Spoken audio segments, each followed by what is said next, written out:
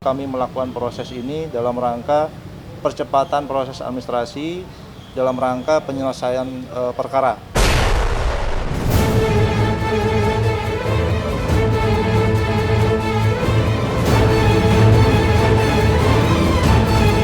Pasca dijemput paksa penyidik Polres Jakarta Selatan Jumat dini hari tadi, Nikita Mirzani harus mendekam di dalam bui.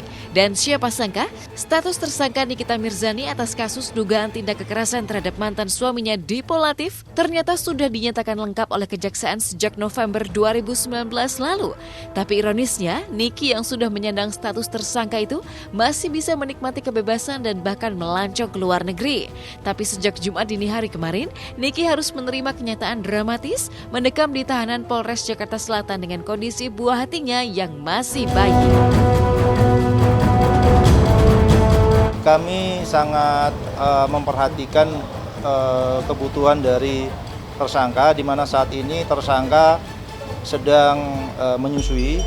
Tentunya kami sudah berkoordinasi dengan Satuan Tahti Polres Jakarta Selatan. Kebetulan Polres Jakarta Selatan, khususnya Tahti, sudah memiliki ruangan khusus untuk menyusui, sehingga proses-proses itu menurut kami tidak akan menjadi gangguan antara proses hukum dan kewajiban tersangka dalam menyusui putranya. Demikian. Masih menyusui, masih dekat, dan anak ini tidak bisa jauh, apalagi anak ini prematur ya, jadi perlu hal-hal khusus menurut keterangan tadi. Sungguh tragis memang, Niki yang sejatinya mengasuh dan merawat buah hatinya yang masih menyusui terpaksa hidup sementara di dalam bui. Ini seolah mengulangi kejadian beberapa tahun lalu ketika Niki harus masuk penjara pasca melahirkan anak keduanya, buah pernikahan dengan Sajat Ukra. Tapi sebelum digelandang penyidik, Nikita seolah tak kapok terlibat polemik. Nikita memiliki rentetan kasus dengan sejumlah selebriti hingga pengacara. Sebut saja Elsa Sharif yang sampai menyebut Nikita sebagai sosok tak berhati nurani. Perbuatan mereka itu membuat saya jadi korban dan traumatik psikologi saya. Dan terus terang sampai kalau saya mengingat kejadian itu luar biasa deh. Sakitnya luar biasa ya. Saya masih belum bisa ngatasin itu. Kesedihan itu. Dan saya memang akan melakukan pemeriksaan psikologi sampai di mana traumatik ini terjadi pada diri saya. Seperti mereka itu siapa saya nggak ngerti. Begitu nggak punya hatinya dia, ya. Tapi saya percaya sama Allah, saya percaya sekali sama Allah. Semua akan pada waktunya mereka akan dapat punishment dari Allah. Oh iya, kalau tersangka kan gue udah biasa. Selama ini, Niki memang dikenal sebagai sosok yang mudah terbakar amarah. Siapapun yang bermasalah dengannya akan dia balas dengan cara-cara yang kurang elok dan bahkan tidak segan-segan menelanjangi dan mempermalukan mereka di sosial media. Adu mulut di ranah publik, perang cuitan di sosial media seolah sudah jadi hal lumrah bagi Niki.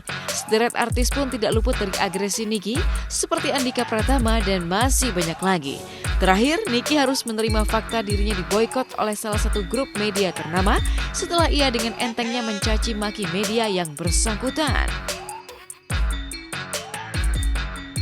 Benar-benar saya merasakan hari ini enak banget Instagram saya, enak banget, tidak ada yang jadi mafia preman di situ. Benar-benar kita posting juga pakai pikiran, nggak pernah saya maki-maki orang, tapi postingan dia maki-maki bebas semua loh, tidak pernah ada Instagram yang report. Sebaiknya ya nggak seperti itu, lebih ke introspeksi diri apakah masih banyak kurangnya dibandingkan ngurusin orang lain gitu. Terjun ke dunia hiburan, dulu Niki bukanlah siapa-siapa. Namanya dikenal setelah ia terlibat keributan dengan personil band The Potters bernama Kiki. Tapi Dewi Fortuna akhirnya membawa Niki hingga mendapat tempat di dunia hiburan. Namanya terus moncet meski seringkali ia diberitakan media karena sensasi dan kontroversi. dan sedikit karena prestasi. Tapi Niki toh terus melejit hingga ia sukses dan hidup berlimpah uang dan materi. Sayang, dengan posisi seperti itu, Niki tak kunjung berhenti berbenturan dengan persoalan. Anehnya, Niki kerap terlibat persoalan yang sebenarnya bukan urusan dirinya. Sebagai artis kita harus menjaga posisi kita, menjaga kehormatan kita, dan menjaga etika bermasyarakat. Jadi jangan sampai kita maki-maki orang, mencampuri urusan yang bukan urusan kita. Akibatnya itu ada pepatah yang mengatakan mulutmu harimaumu akan menerkam dirimu sendiri. Rentetan kasus demi kasus yang menimpa Niki tidak serta-merta menjerat Nikita Mirzani.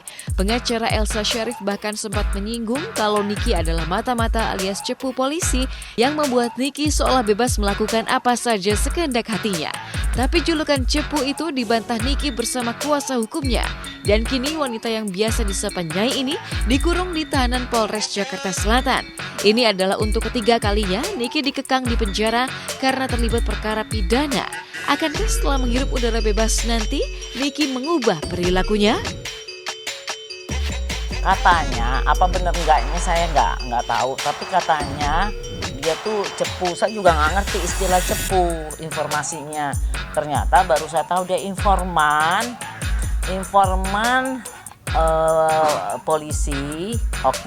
polisi untuk bisa menangkap artis-artis temannya yang narkoba gitu, sehingga dia seakan-akan jadi polisi. Kalau dilaporin semua nggak bisa, kandas, dia kebal hukum. Kita jaga bahwa artis Indonesia ini adalah artis yang santun, artis yang intelektual, yang well educated, yang bicara tidak serampangan. Dengan kejadiannya ini kita sebenarnya prihatin. Mudah-mudahan dengan kejadian ini akan sombongnya itu akan sedikit berkurang ya, arogannya akan sedikit berkurang. Nggak usah terlalu banyak deh, ntar orang bingung juga tiba-tiba lu jadi ambigu kan.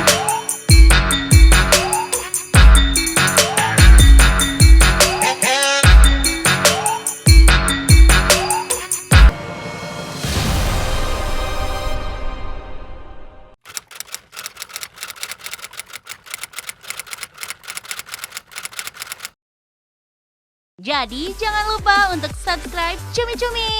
Ditekan ya tombol lonceng merahnya.